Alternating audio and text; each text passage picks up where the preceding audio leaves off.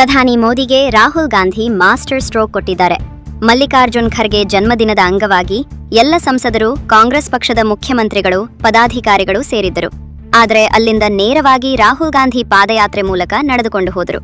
Police ಹಾಗೂ ಗೋಧಿ ಮೀಡಿಯಾಗೆ ರಾಹುಲ್ ಹಾಗೂ ಪ್ರಿಯಾಂಕಾ ಎಲ್ಲಿ ಹೋಗುತ್ತಿದ್ದಾರೆ ಯಾರಿಗೂ ಗೊತ್ತಾಗಲಿಲ್ಲ. ಗೊತ್ತಾಗುವುದರಲ್ಲಿ ಅವರು ಲೋಕ ಕಲ್ಯಾಣ ಮಾರ್ಗದ ಪ್ರಧಾನಿ ನಿವಾಸದ ಬಳಿ ಪ್ರತಿಭಟನೆಗೆ ಕುಳಿತು ಎಲ್ಲರಿಗೂ ಶಾಕ್ ನೀಡಿದ್ದಾರೆ.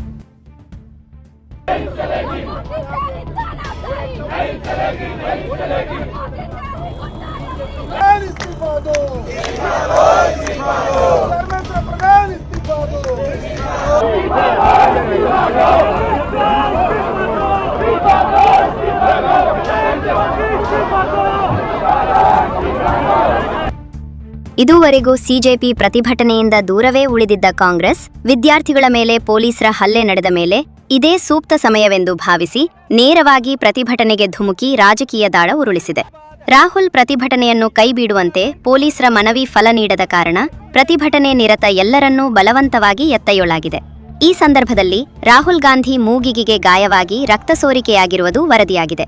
News bureau, TV10 news.